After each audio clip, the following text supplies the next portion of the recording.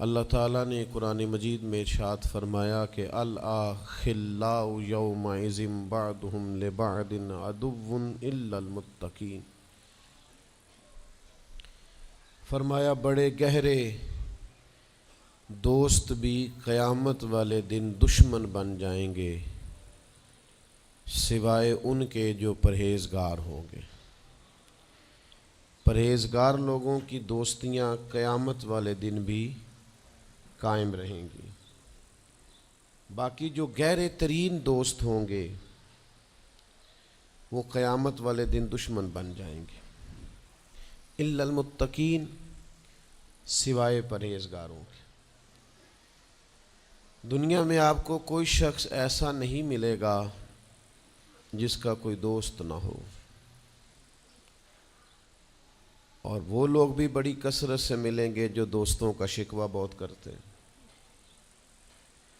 دوستیاں لگانا، دوست بنانا، تعلقات استوار کرنا یہ منع نہیں، شرط یہ ہے کہ دوستی اللہ تعالیٰ کی رضا کے لیے لگائی جائے۔ ہمارے ہاں جتنی تیزی کے ساتھ دوستیاں لگتی ہیں اس سے زیادہ تیزی کے ساتھ دوستیاں ٹوٹ جاتی ہیں۔ اس کی سب سے بنیادی اور اہم وجہ یہ ہوتی ہے کہ ہمارے ہاں دوستیوں کا جو معیار ہوتا ہے وہ دنیاوی لالچ ہوتا ہے۔ ہم اپنے مخصوص مفادات کی خاطر دوستی لگاتے ہیں، اور جب تک ہمارا وہ مفاد پورا ہوتا ہے تب تک تو ہم اس دوستی کو قائم رکھتے ہیں، اور جہاں ہم محسوس کرتے ہیں کہ اب یہ مفاد پورا نہیں ہو رہا وہاں ہم شکوہ، شکایتیں، اعتراضات شروع کر دیتے ہیں، اور اس کا نتیجہ یہ نکلتا ہے کہ بڑی محبت سے شروع ہونے والی دوستی بھی بڑی تیزی سے ٹوٹ جاتی۔ تو میرے بھائیوں یاد رکھیے گا کہ دوستی اور تعلق قائم رکھنے کے لیے سب سے اہم اور سب سے بنیادی ضرورت یہ ہے کہ دوستی محض اللہ کی رضا کے لیے لگائی جائے۔ اللہ کے پیارے حبیب صلی اللہ تعالیٰ علیہ وسلم بیان فرماتے ہیں، حضور فرماتے ہیں قیامت والے دن اللہ کی بارگاہ سے یہ اعلان ہوگا کہ کہاں ہیں وہ لوگ جو میری رضا کے لیے آپس میں محبت کیا کرتے تھے۔ رب فرمائے گا جب آج میرے عرش کے سائے کے علاوہ کوئی سایہ نہیں ہے تو میں انہیں اپنے عرش کا سایہ عطا کروں گا، کیونکہ وہ میری رضا کے لیے آپس میں دوستی کرتے، میری رضا کے لیے انہوں نے آپس میں محبت کی۔ تو دوستی کا سب سے پہلے تو یہ سٹیٹس بنائیں کہ اس کے اندر محض اللہ کی مرضی، اللہ کی رضا کے لیے ایک دوسرے سے پیار، منفعت نہ ہو اس کے اندر کوئی بھی، دنیاوی لالچ کوئی بھی نہ ہو، ہرس نہ ہو، ہوس نہ ہو، طمع نہ ہو، ذاتی مفادات نہ ہو۔ جب ان سے بالاتر ہو کر لوگ دوستیاں لگاتے ہیں تو وہ دوستیاں قائم رہتی ہیں۔ اللہ کے پیارے محبوب صلی اللہ تعالیٰ علیہ وسلم نے فرمایا قیامت والے دن کچھ لوگ ایسے ہوں گے جن پر انبیاء اور اولیاء رشک کریں گے، ان کے چہرے 14ویں رات کی طرح چمک رہے ہوں گے، انہیں نور کے ممبروں پہ بٹھایا جائے گا۔ یا رسول اللہ اتنی فضیلت ان لوگوں کو حاصل ہے، یہ کون لوگ ہیں؟ تو حضور فرماتے ہیں یہ وہ لوگ تھے جو جس سے بھی دوستی لگاتے تھے، پیار کرتے تھے، محض اللہ کی رضا کے لیے کرتے۔ تو اللہ تعالیٰ صبح قیامت انہیں اعزازات سے نوازے گا، شرف سے نوازے گا، فضیلت سے نوازے گا۔ دوسری بات یہ ہے کہ دوستی کب قائم رہتی ہے؟ دوستی تب قائم رہتی ہے جب ہم دوستوں سے زیادہ امیدیں نہ لگائیں، انسانوں کو انسان ہی سمجھیں، ان سے بہت لمبی اور وسیع امیدیں لگا لینا اور بڑے وسیع مطالبات کرنا اور بڑی لمبی چوڑے تقاضے دوستوں سے کرنا۔ میں اکثر دوستوں کی خدمت میں یہ گزارش کیا کرتا ہوں کہ اپنے دوستوں سے کوئی مطالبہ کر کے انہیں آزمائش میں نہ ڈالو۔ تم نے اپنے ہی دوست کو لا کر پل صراط پہ کھڑا کر دیا ہے، بیچارہ اس طرف جائے کہ اس طرف جائے۔ ان سے کوئی ایسا مطالبہ کرنا جو ان کی پہنچ سے باہر ہو، ان کی حیثیت سے بڑھ کر ہو، ان کی طاقت سے زیادہ ہو تو اس کا مطلب یہ ہے کہ آپ نے اپنی دوستی کو خود آزمائش میں ڈال دیا ہے۔ آپ اتنے لمبے چوڑے تقاضے نہ کریں، آپ محدود سا لوگوں کے ساتھ تعلق بنائیں۔ وہ جی میں اس کے اتنا کام آیا ہوں تو اب اس کو اس سے ڈبل آنا چاہیے، تو آپ نے دوستی کی نہیں، آپ نے تو تجارت کی۔ اگر آپ کی محبت ہوتی تو پھر تو آپ کا انداز اور ہوتا، جب تیرا حکم ملا ترک محبت کر دی، دل مگر اس قدر تڑپا کہ قیامت کر دی۔ تو یاد رکھیے گا کہ آپ حکم جب آ گیا، جب آپ محسوس کریں تو اس وقت پھر آپ اس چیز کو سمجھ جائیں۔ تو دوستیوں کو کبھی بھی آپ کٹہرے میں کھڑا نہ کریں، تعلقات کو کبھی بھی آزمائش کی بھیٹ نہ چڑھائیں۔ اس طرح کا ماحول نہ بنائیں جس میں آزمائش پیدا ہو، جس میں تکلیف بڑھ جائے، جس میں کرب کا احساس سامنے والے کو ستائے۔ کوشش کریں گنجائش رہے ماحول کے اندر، آسانی رہے، وسعت رہے۔ تیسری بات یہ ہے کہ اگر آپ محسوس کرتے ہیں کہ دوستی کو چلانا ہے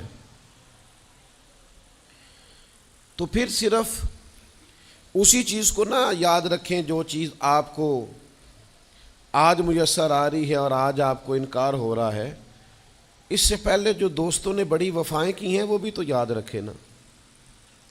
ہمارا یہ ماحول ہوتا ہے کسی بندے نے 99 دفعہ نیکی کی ہے، ایک دفعہ انکار کیا ہے، تو ہمیں ایک دفعہ کا انکار تو یاد رہتا ہے لیکن 99 نیکیاں یاد نہیں رہتی۔ یہ بہت بڑی زیادتی ہے۔ آپ کو اگر اتنی لمبی چوڑی اس کی نیکیاں فراموش کرنے میں 1 منٹ نہیں لگا تو پھر آپ نے دوستی کس مقصد کے لیے لگائی تھی؟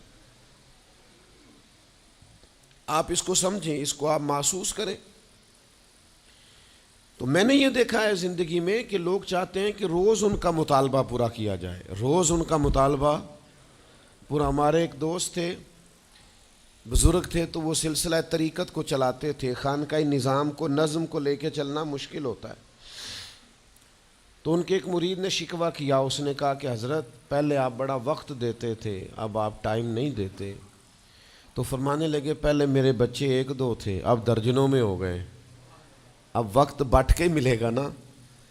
والد پہلے ایک پر توجہ دیتا ہے، بچے 4 ہو جائیں تو ٹائم تقسیم، بات کی سمجھ آ رہی ہے؟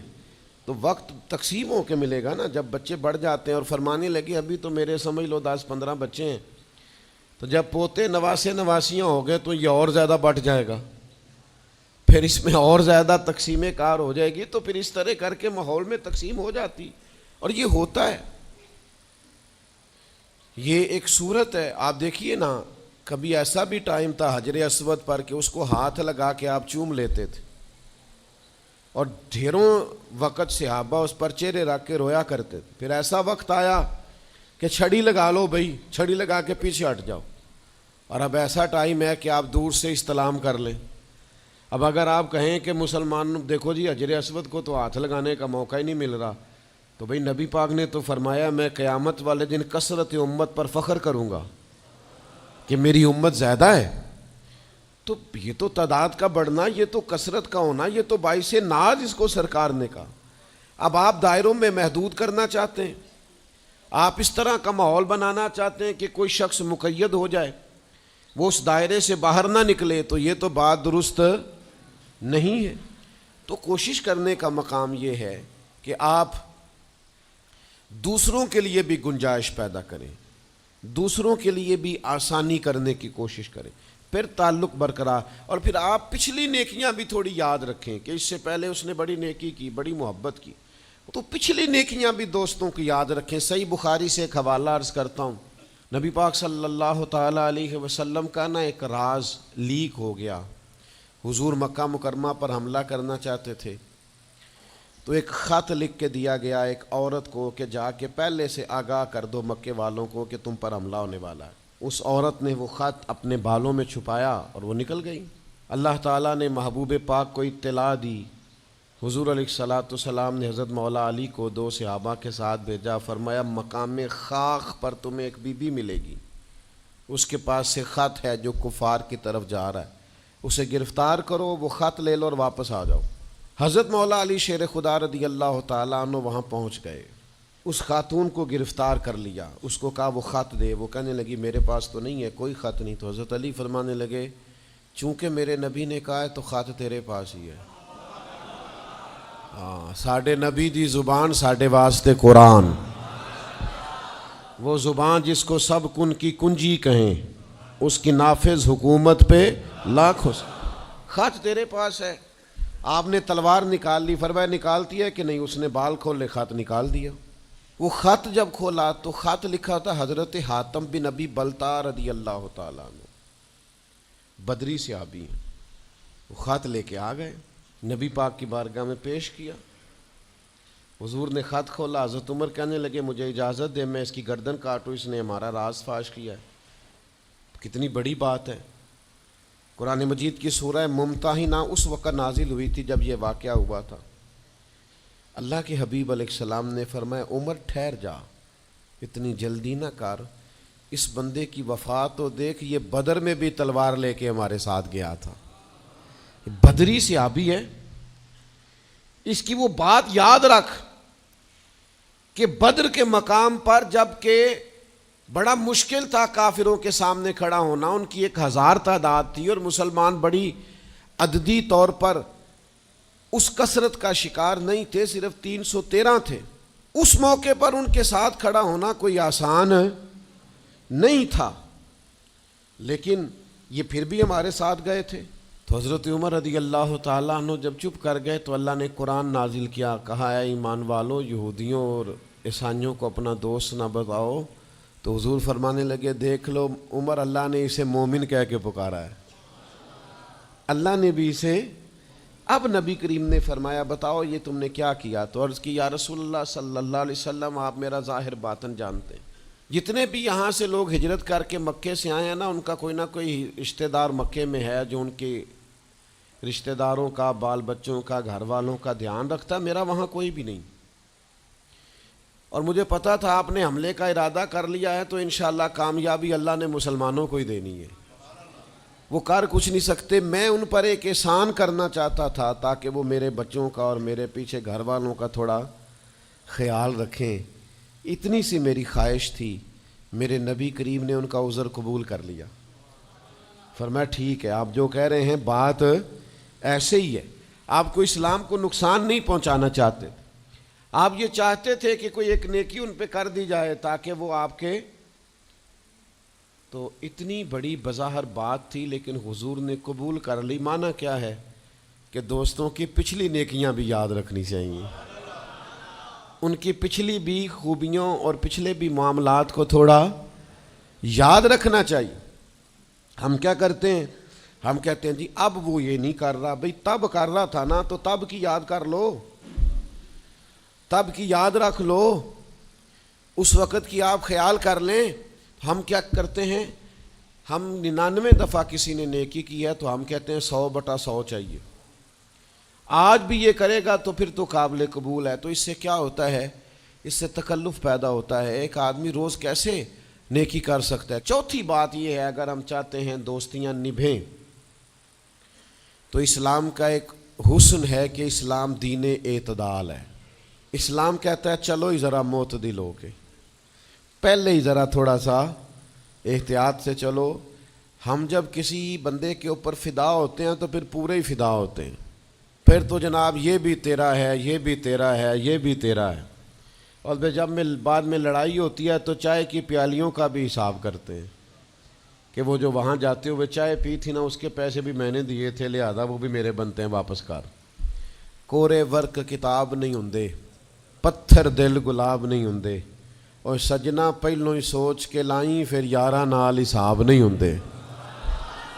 آپ سوچ سمجھ کے دوستی لگائیں، تعلقات کو سوچ سمجھ کے لے کے آگے چلیں. نبی پاک صلی اللہ علیہ وسلم نے فرمایا وقفے سے ملا کرو محبت بڑھتی ہے. تھوڑا نا وقفے سے ملا کرو، اس سے محبت بڑھے گی. یہ جو بہت وارفتگی ہے نا، بہت وارفتگی ہے، بہت جوش ہے، تو اس کا نتیجہ یہ نکلتا ہے کہ جتنی زور سے گیند دیوار سے لگتی ہے پھر اتنی زور سے ہی گیند واپس آتی ہے، اس کے نتائج ٹھیک نہیں نکلتے. تو عرض یہ کرنا چاہتا ہوں کہ اعتدال میں رہیں، معتدل رہیں، آپ اس حد سے تجاوز ہی نہ کریں. میرے پاس یہاں ایک دوست آئے تو مجھے کہنے لگے جی میرا دوست بڑا اچھا تھا، بڑا نائس تھا، بڑا بہترین تھا، بڑا پیارا تھا، میرے ایک دوسرے دوست نے اسے خراب کر دیا. تو میں نے کہا وہ دوسرا دوست میں سمجھا نہیں. کہنے لگے یہ میرا پرانا دوست تھا جس نے اسے خراب کیا, اور جسے کیا وہ نیا تھا 2-4 سال. اس کی میں نے دوستی لگائی تھی, اب وہ دونوں ڈائریکٹ ہو گئے اور مجھے انہوں نے بیچ میں سے نکال دیا ہے. تو میں نے کہا یہ تو اکثر ہوتا ہے, پہلی دفعہ تو نہیں ہوا, اس طرح تو ڈھیر دفعہ ہوتا ہے. کہنے لگے میں کروں کیا, میں نے بڑا شور کیا ہے, ان کو اپنے احسان بھی یاد کرائیں پر وہ مانتے نہیں. میں نے کہا اب حال ہے نا, تھوڑا چپ کر جا کچھ عرصے کے لیے, تھوڑی خاموشی اختیار کر. جو چپ کر جاتا ہے وہ بھی بچ جاتا ہے. اگر تم چاہتے ہو کہ یہ دوستی پھر سے بحال ہو جائے تو زیادہ شکوے نہ کرو, زیادہ شکایتیں. ہم بعض اوقات اعتراضات اتنے کر بیٹھتے ہیں, شکوے اتنے کر بیٹھتے ہیں, اپنی زبان سے باتیں اتنی نکال بیٹھتے ہیں کہ دوبارہ پھر دوستی کا بحال ہونا ممکن ہے. ایک حدیث یاد رکھیں گے اگر سناؤں آپ کو تو. نبی پاک صلی اللہ تعالیٰ علیہ وسلم نے فرمایا کسی سے دشمنی بھی کرو تو اعتدال سے کرو, ہو سکتا ہے کل کو وہ تمہارا دوست بن جائے. اور فرمایا کسی سے دوستی بھی کرو تو اعتدال سے کرو, ہو سکتا ہے کل یہ دشمن بن جائے. دوستی اور دشمنی میں یہ جامع ترمذی میں حدیث, اعتدال کا رستہ نہ چھوڑو, معتدل رہو. سارے راز ہی دے بیٹھنا, ساری باتیں پہلے کر لینا اور اعتراض کرنا, اب تو شکوے بھی پھر سارے ہی کر لینا. دوست کو اس کی کمزوریوں کا بھی پتہ ہوتا ہے, وہ ساری کمزوریاں بھی اس کی بیان کر لینا, اس کو بھی بتانا, اس کو بھی بتانا, اس سے بھی ذکر کرنا. تو یہ انداز درست نہیں ہے. آپ معتدل انداز میں دوستی لگائیں, اعتدال کے ساتھ چلیں, شکوے زیادہ نہ کریں, اعتراض زیادہ نہ کریں. وہ بے وفا ہی صحیح پھر بھی یار اپنا, چلو اس میں کمی ہے, وہ اس میں بے وفائی ہے, پر سجن تو اپنا ہے نا. تو دوستی ہماری ہے اس کے ساتھ, اس کی کمزوریوں کو چھپائیں. آپ اس معاملے پر تھوڑا سا اپنے ظرف کو کشادہ کریں, آپ تھوڑی وسعت پیدا کریں. ہم سمجھتے نہیں چیزوں کو, ہم غور نہیں کرتے, اس خاص انداز میں چیزوں کو نہیں لیتے جس انداز میں چیزوں کو لینا چاہیے. ہماری ذاتی کمزوریاں ہوتی ہیں اور ہم ان کمزوریوں کا دوسروں پہ ڈال دیتے ہیں, کہتے ہیں وہ بے وفا نکل آیا. بھئی آپ بھی حد سے زیادہ فریفتہ تھے, اب آپ ہی حد سے زیادہ اعتراض کر رہے ہیں. حضور نے فرمایا جس کی تعریف کر لو پھر دوبارہ اس پر کبھی تنقید کر جو بیٹھے ہیں, تعریف تو ختم ہو گئی بات. پھر تھوڑی چشم پوشی کرو, انسانوں میں کمیاں بھی ہوتی ہیں.